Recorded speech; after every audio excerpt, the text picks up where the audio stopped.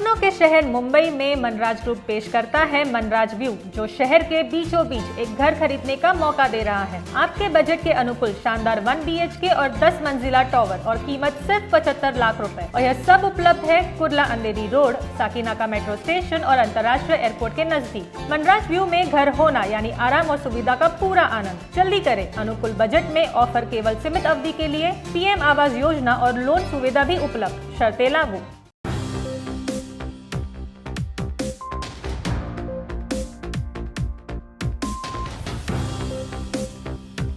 DRV news में आप सभी का स्वागत है। मैं हूं सैयद सलमान और आज हम बात करेंगे इस्लाम से जुड़े हुए कुछ पहलू पर, मुसलमानों से जुड़ी हुई कुछ बातों पर।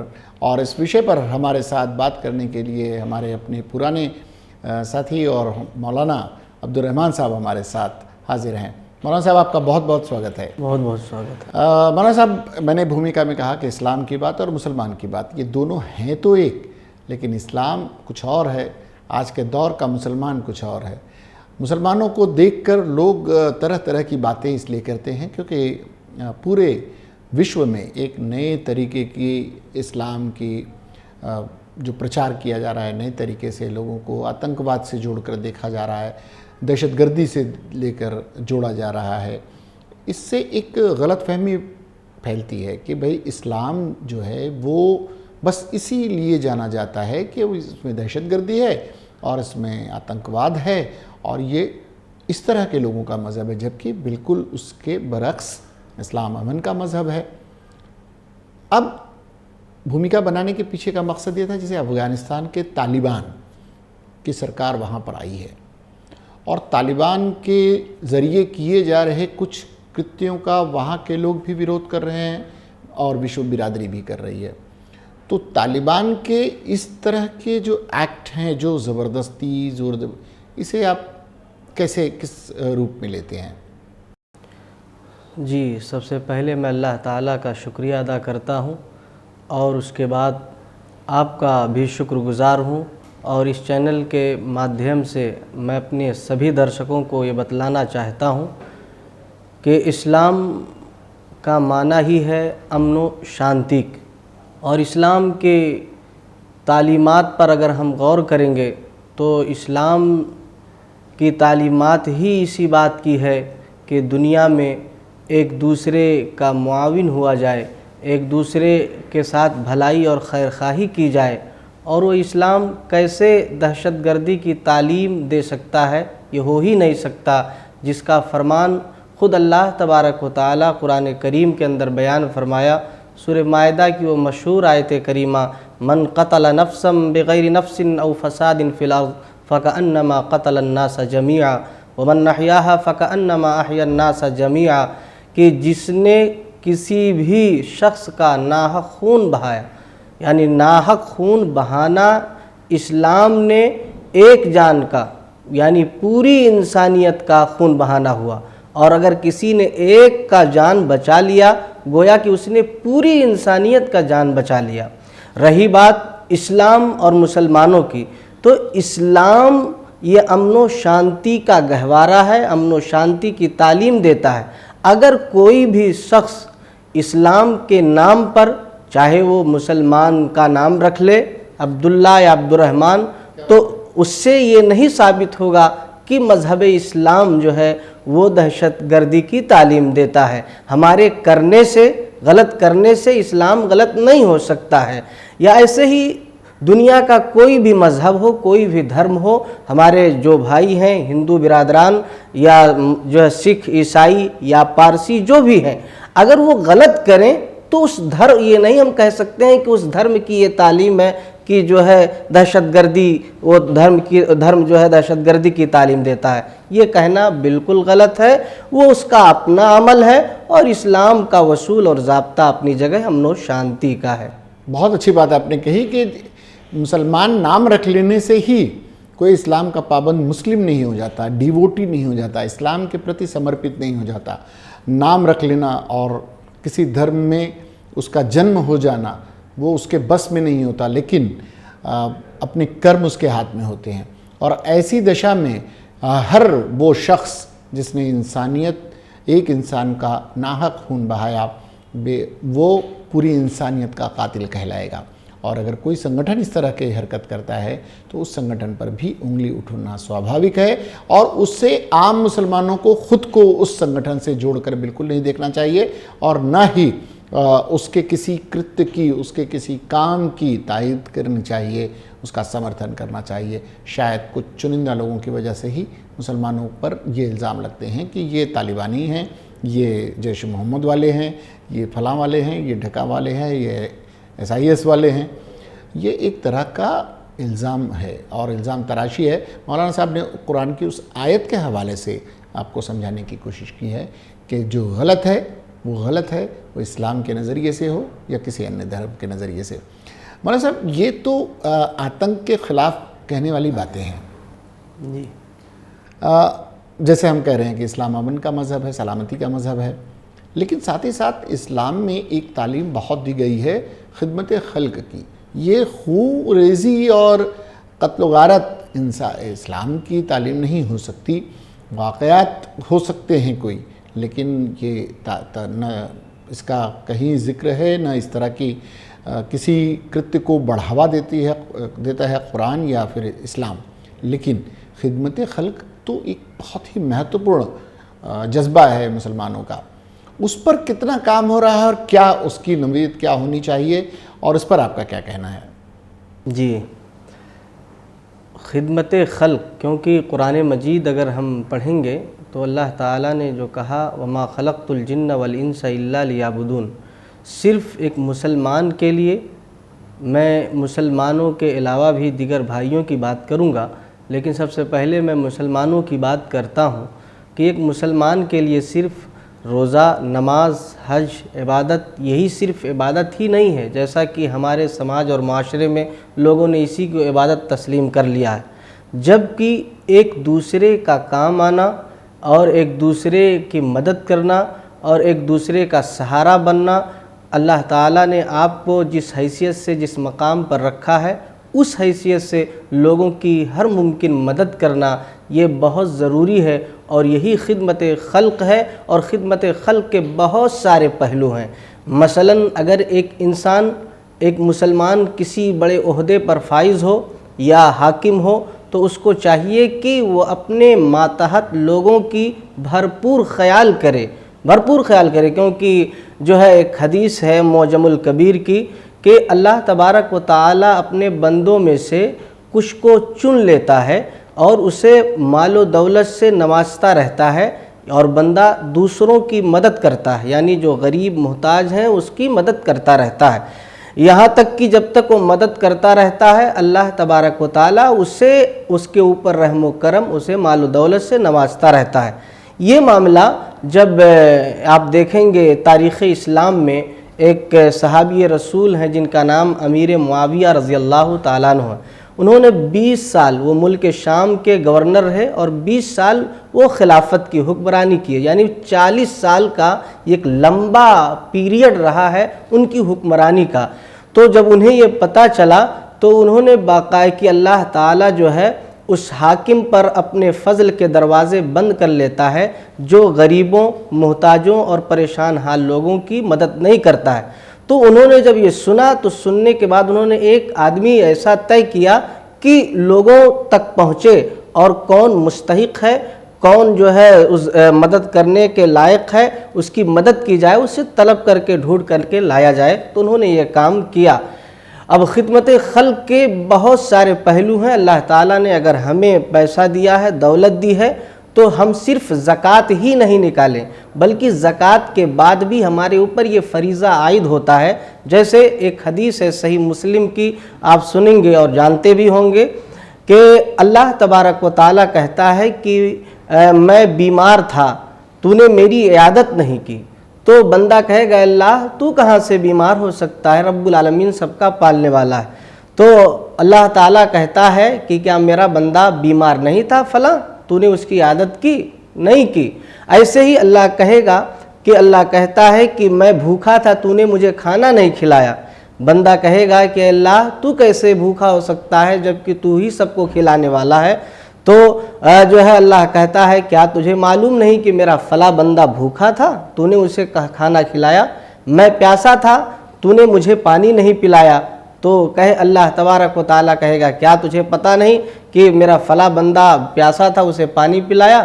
یعنی اس سے پتہ یہ چل رہا ہے کہ لاک ڈاؤن کا ایک لمبا عرصہ، ایک لمبا پیریڈ جو گزرا ہے اس میں بھی لوگ محتاج تھے، اور جو ہے آج بھی بہت سارے گھر اور گھرانے محتاج ہیں جنہیں ضرورت ہے دوا کی، جنہیں ضرورت ہے بچوں کی فیس کی، پڑھائی کی، جنہیں ضرورت ہے دیگر اور زندگی گزارنے کے سامان کی، تو ہمیں ان تک پہنچنا چاہیے اور ایسے ہمیں اور آپ کو بڑھ چڑھ کے حصہ لینا چاہیے۔ آپ دیکھیں گے کہ اس ملک میں، جس ملک میں ہم رہتے ہیں، عیسائی مشنریاں ہیں، دیگر اور مشنریاں ہیں، بڑے بڑے ٹرسٹ ہیں، وہ سب کام کر رہے ہیں، مسلمان بھی کر رہے ہیں، لیکن جس طرح کرنا چاہیے، جس طرح تقاضا ہے اس طرح ہو نہیں پا رہا ہے۔ اس کا ایک سسٹم نہیں بن پا رہا ہے۔ جیسے زکوٰۃ کے لیے بھی کہا جاتا ہے کہ اگر زکوٰۃ کا سسٹم پوری طرح سے نظام ایک بن جائے تو بہتر طریقے سے اور بھی غریب غربا تک اس کا حق پہنچ سکتا ہے، لیکن عموماً وہ مدارس اور انیہ ذریعے سے پہنچتا تو ہے،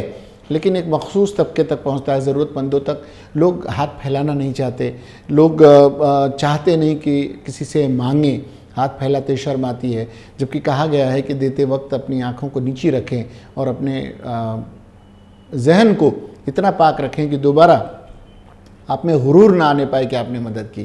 یہ خدمت خلق کے کچھ نمونے ہیں جو اسلام نے بتائے ہیں۔ خدمت خلق یعنی سماج سیوا، سماج سیوا کے کئی روپ ہیں، کئی طریقے ہیں، وہ پیغمبر محمد صاحب سے لے کر آج تک وہ سلسلہ چلا آ رہا ہے، لیکن اس کا ایک نظام بنانا بہت ضروری ہے۔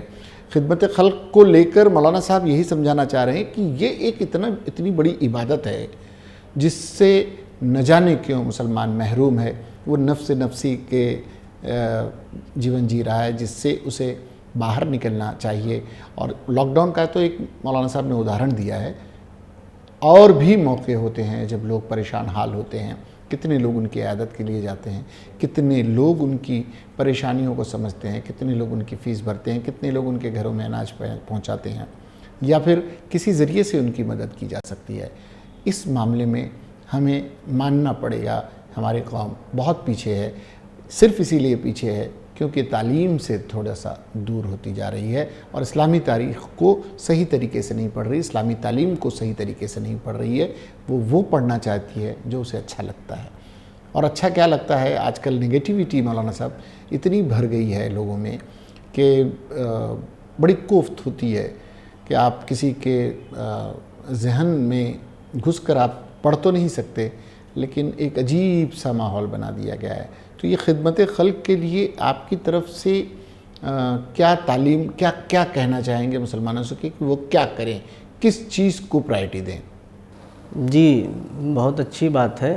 ہم جب دیکھتے ہیں کہ ہم جس نبی کے ماننے والے ہیں، نبی صلی اللہ علیہ وسلم جب نبی نہیں بنائے گئے تھے تو اس سے پہلے کے جو حالات آپ کی زندگی کے ہیں، آپ اسی پہلو پر اگر غور کریں، ایک بہت لمبا یہ موضوع بحث ہے خدمت خلق، جس بھی ناحیے پہ روشنی ڈالی جائے وہ کم نظر آ رہا ہے۔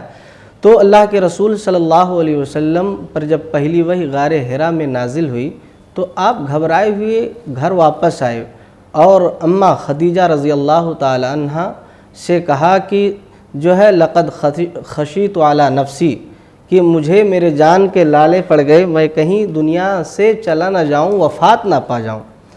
چنانچہ آپ صلی اللہ علیہ وسلم نے کہا زملونی دسرونی، کمبل اڑھائیے، چادر اڑھائیے۔ اماں خدیجہ رضی اللہ تعالی عنہ نے جو کہا تھا آپ صلی اللہ علیہ وسلم کے ان باتوں پر، وہ قابل غور ہے۔ کیا کہا تھا؟ کلا ابشر واللہ لا یخزیک اللہ ابدا واللہ انک لتصل الرحم وتحمل الکل وتکسب المعدوم وتقری الضیف وتعین علی نوائب الحق۔ اماں خدیجہ رضی اللہ تعالی عنہ نے یہ کہا کہ جو ہے آپ کو اللہ ضائع نہیں کرے گا، آپ ڈریے نہیں، آپ گھبرائیے نہیں۔ کیوں؟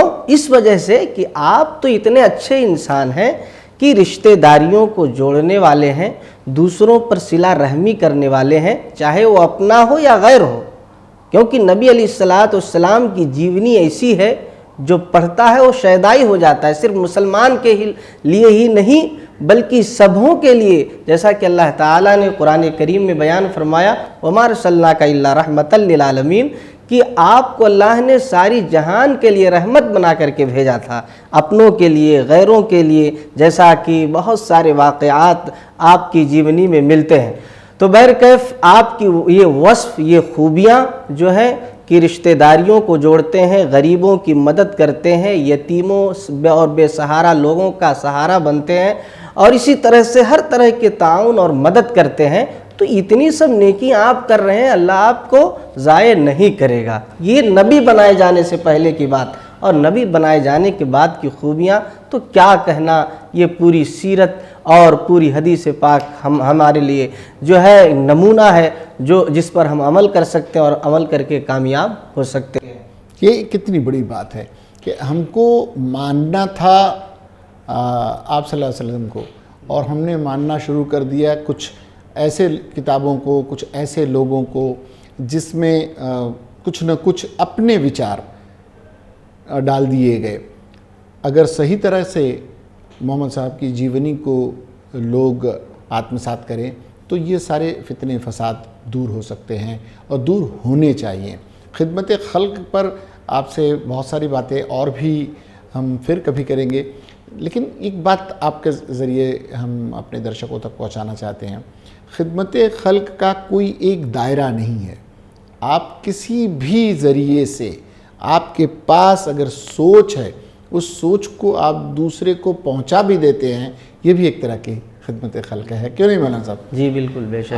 آپ کہیں پیاؤ بنا دیجئے، آپ لنگر چلا دیجئے، آپ کے پاس دھن دولت نہیں، آپ شکشت ہیں، کسی کو پڑھا دیجئے، آپ کے پاس جس طرح کی بھی آپ کی قوت ہے اس قوت کا استعمال خدمت خلق اور سماج سیوا کے لیے لگائیے، تو آپ کے لیے آپ پیڑ لگا دیجئے۔ آپ کچھ نہیں کر سکتے ہیں، یہ تو کر ہی سکتے ہیں، کچھ بھی آپ چھوٹی سے چھوٹی چیز اگر کرتے ہیں جو سماج کے ہت کی ہو، اہت سوچنا غیر اسلامی ہے، یہ مان کر چلیں۔ مولانا صاحب، آپ چلتے چلتے کچھ کہنا چاہیں گے ہمارے درشکوں سے؟ جی، ہم یہ کہنا چاہتے ہیں کہ خدمت خلق کا، جیسا کہ آپ نے کہا کہ یہ بہت سماج سیوا بہت سارے طریقے سے کی جا سکتی ہے، اور یہی خدمت خلق ہے۔ تو سب سے پہلے میں یہ کہنا چاہوں گا، کیونکہ ہمارے سماج میں مسلمانوں کے پرتی ایک طرح سے غلط فہمیاں رائج ہیں، وہ کیا ہے کہ مسلمان جو ہے اس طرح کا ہے، اس طرح کا ہے، یا تمام غلطیاں۔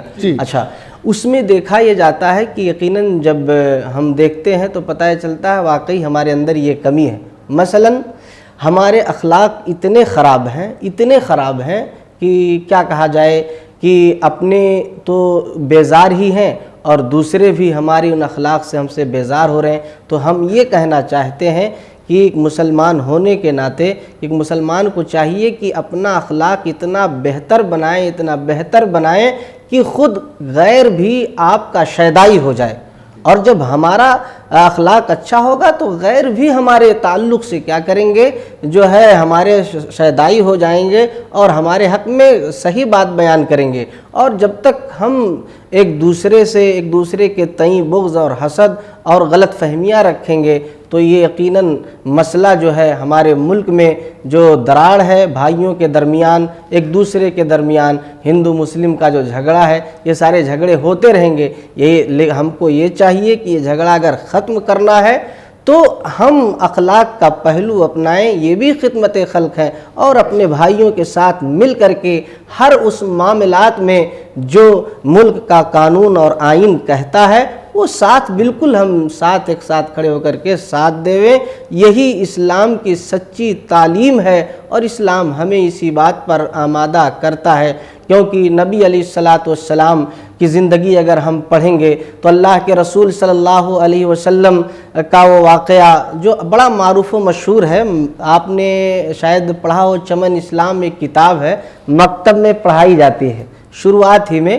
تو اس میں حجر اسود کا، جب کعبہ کی مرمت کی باری آئی تھی تو جو ہے حجر اسود کے نصب کرنے کا مسئلہ تھا، تو کون نصب کرے گا؟ تو خاندان میں آپسی لڑائی اور جھگڑے چل رہے تھے، وہ کہہ رہا تھا ہم کریں گے، کوئی کہہ رہا تھا ہم کریں گے، تو یہ فیصلہ طے نہیں ہو پا رہا تھا۔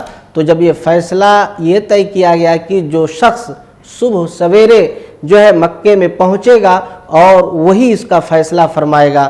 چنانچہ جناب محمد رسول اللہ صلی اللہ علیہ وسلم صبح سویرے پہنچے تو لوگ جو ہے آپ صلی اللہ علیہ وسلم کو دیکھے تو کہے کہ جاء الامین، سچا آ گیا، اور وہ صادق الامین، امانت دار آ گیا، سچا آ گیا۔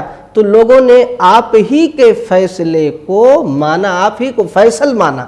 اور مسلمان کی ایک چھوی ہونی چاہیے مارکیٹ میں، معاشرے میں، کہ امانت دار ہو، جھوٹ سے پرہیز کرے اور دوسروں کا تعاون کرے۔ لیکن آج معاملہ اس کا الٹا ہے کہ ہم جھوٹ پہ جھوٹ بولتے ہیں، دغا بازیاں کرتے ہیں اور تمام طرح کی برائیاں ہمارے اندر ہے، تو غیر ہم سے کیا نہیں لے گا۔ اسی لیے ہم کو چاہیے کہ ہم اپنے نبی کے اسوے کو اپنائیں، تاکہ جس طرح کفار مکہ اس وقت نبی کو دیکھنے کے بعد امانت دار کہے، صادق کہے، ایسے ہی ہمارے غیر بھائی بھی کہیں اگر ہم ایسا بنا لیں گے۔ تو اس لیے خدمت خلق کے لیے ضروری یہ ہے کہ ہم اپنے اخلاق کو بہتر بنائیں۔ آپ کا اخلاق ہی سب کچھ کہہ جاتا ہے، آپ کے اخلاق کی وجہ سے ہی آپ کے کرم ہی ہیں، اور آپ کے برادری کے لوگوں کے کچھ کرم ایسے ہیں کہ پوری دنیا آپ پر انگلیاں اٹھا رہی ہیں۔ نیک لوگوں کی طرف بھی دیکھنا، دوسرے لوگوں سے بھی یہ گزارش ہے کہ بس انہی کو دیکھ کر مسلمانوں پر انگلیاں نہ اٹھائیں، بلکہ نیک لوگوں کی طرف بھی نظریں گھمائیں۔ ایسے لوگ بھی ابھی بھی اس جہان میں موجود ہیں جو آتنک کی اور دہشت گردی کی مخالفت کرتے ہیں۔ اچھے لوگوں کی طرف بھی آپ دیکھیں اور ان سے بھی کچھ سیکھیں، اور مسلم سماج سے بھی یہ نویدن ہے کہ وہ غلط کا ساتھ دینا یا غلط کی بات کو اس کی تائید کرنا یا اس کا انمودن کرنا چھوڑ دیں۔ فی الحال مولانا صاحب، آپ کا اس وشے پر بہت ہی اچھے اور گمبھیر وشے پر آپ سے چرچا ہوئی۔ آپ نے بہت سی غلط فہمیوں کو دور کرنے کی کوشش کی اور اخلاق پر لے کر اور خدمت خلق کو لے کر بہت ہی اچھی باتیں بتائیں۔ آپ کا اسٹوڈیو میں آنے کے لیے بہت بہت شکریہ۔ ہم پھر اسی طرح آپ کو پریشان کرتے رہیں گے۔ یہ تھے ہمارے ساتھ مولانا عبدالرحمن صاحب، جو کئی اسلامک ایشوز پر ہمارے ساتھ اکثر چرچا میں حصہ لیتے ہیں اور کوئی نہ کوئی بہتر بات آپ کے بیچ رکھ کر جاتے ہیں۔ آپ کو مولانا صاحب سے کچھ کہنا ہو، مولانا صاحب سے جڑی ہوئی کوئی بات ہو، یا اسلام سے جڑی ہوئی کچھ بات پوچھنا چاہتے ہوں، یا اپنی رائے مشورہ رکھنا چاہتے ہوں، تو ہمارے چینل کو لائک کریں، سبسکرائب کریں اور اپنے کمنٹ ہمارے کمنٹ باکس میں جا کر اپنے کمنٹس وہاں پر لکھ دیں۔ ہم ضرور اسے مولانا صاحب تک بھی پہنچائیں گے، اور مولانا صاحب خود بھی اس کمنٹس کو دیکھتے رہتے ہیں۔ فی الحال وقت تو چلا آپ سبھی سے ودا لینے کا۔ مولانا صاحب کو اور DRV نیوز کی ٹیم کو میرے ساتھ دیجیے اجازت۔ اس کے بعد بھی خبروں اور کارکرموں کا سلسلہ جاری رہے گا۔ دیکھتے رہیے DRV نیوز۔ جے ہند۔